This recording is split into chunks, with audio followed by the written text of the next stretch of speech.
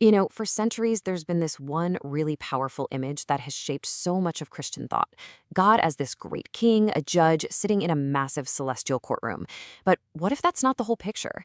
Today, we're going to dig into a framework that reframes, well, pretty much everything, from sin to salvation, not as a legal problem, but as a medical one. So, what are we really talking about here? Is God's judgment like a courtroom trial, guilty or not guilty?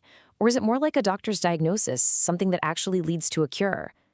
This one question, it opens up two completely different ways of understanding God's entire relationship with us. Okay, so to really get our heads around this, we're going to look at two competing models. On one hand, you have what's often called the imperial law model. And on the other, you have the design law model. Let's break them down. All right, so on one side, you've got the model most of us are probably familiar with, the imperial law model. In this world, God is the judge. Sin is a crime you've committed. Judgment is a legal trial, and salvation, well, it's basically a pardon. You get a pardon, right? Your sentence is wiped clean. But, and this is key, the root problem, the thing that made you guilty in the first place, might still be there. But then you look over at the other side and everything changes. This is the design law model. This whole thing is reframed through a medical lens. Suddenly, God isn't a judge. He's the great physician. Sin isn't a crime you committed. It's a disease you've caught. And salvation, well, that's the cure, the thing that actually makes you well again. So that imperial law model, it probably feels familiar, right? Because it's basically how all our earthly governments work. A ruler makes up rules and then enforces them with punishments. Now, proponents of this new way of thinking, they say this whole idea of imposed rules actually started with Lucifer's rebellion in heaven, where authority was based on power and enforcement, not on character and love. And that brings us right to the heart of this new paradigm. It's built on a totally different idea of what God's law even is. It really challenges this notion that they're just, a bunch of arbitrary rules somebody made up. And this quote, wow, it just nails the core idea.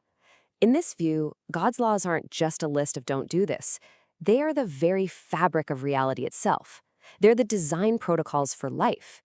It's like jumping off a cliff and expecting not to fall. The law of gravity isn't punishing you. It's just how things work.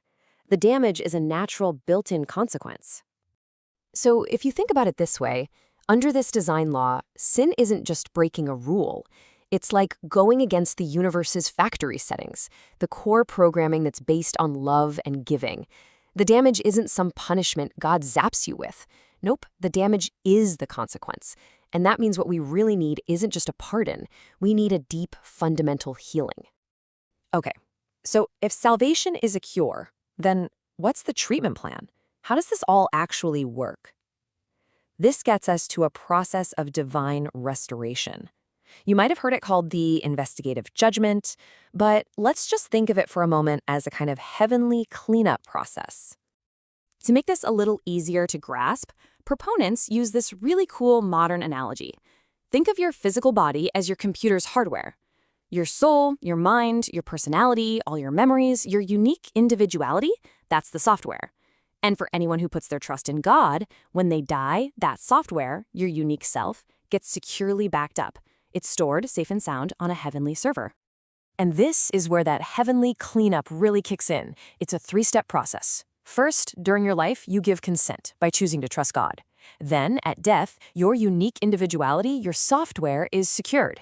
And then, while you rest, Jesus steps in as the ultimate programmer. He goes in and therapeutically debugs your spiritual code. He's removing all the viruses, the bugs, selfishness, fear, hate, all of it. Okay, let's make this super practical for a second. Think about Martin Luther. A giant of faith, right? But he died with some serious character flaws, including a well-documented vicious hatred for Jewish people. So the question this model asks is, when he's resurrected, are those flaws still going to be there? The answer, according to this new paradigm, is a definite no. That debugging process will have healed that part of his character, restoring him to God's original design. Okay, I know what you're probably thinking.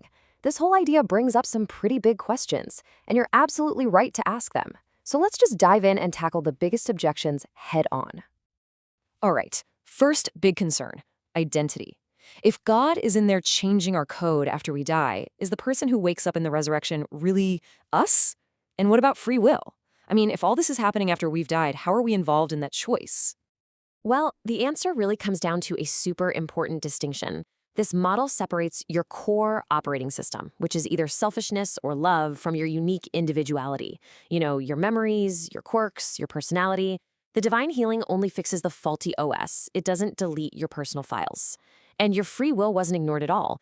You gave your consent back when you were alive, the moment you decided to trust the divine physician with your life.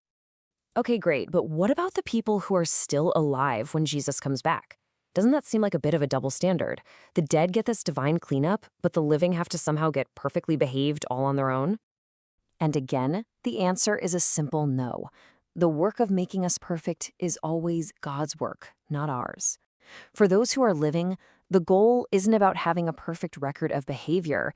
It's about developing a character of perfect trust, staying so connected to God that His power can do that same transformative work in them right here and now.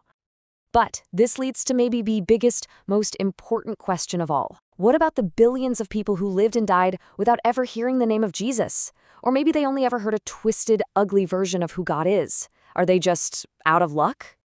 And this is where this whole paradigm offers, I think, a really beautiful and big-hearted answer. This quote suggests that God's character, His law of love, is written into nature and into the human heart. So people who respond to that, who live lives of kindness and love, even if they don't know the theology, they are showing that God's Spirit is already working with them. Their salvation isn't based on a name they never heard, but on how they responded to the truth and the love they could see. So as we start to pull all this together, what's the big takeaway here? What's the fundamental shift? It's a huge shift from a purely transactional view of salvation to one that is completely transformational. See, in this view, the ultimate goal isn't just to get a legal pardon for all the dumb things you've done so you can squeak into heaven. No, the goal is to be healed fully and completely so that you can actually thrive for an eternity. It's about being restored to perfect spiritual and mental health so that you can enjoy a life of love forever without that virus of selfishness causing problems anymore. Yeah, this quote just says it all, doesn't it?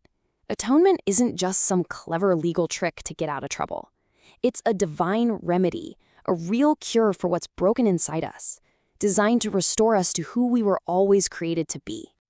And that leaves us with one last, really fascinating question to chew on. If judgment is truly about finding a cure, what does that do to our whole concept of justice? Is it all about punishment? Or is it about restoration?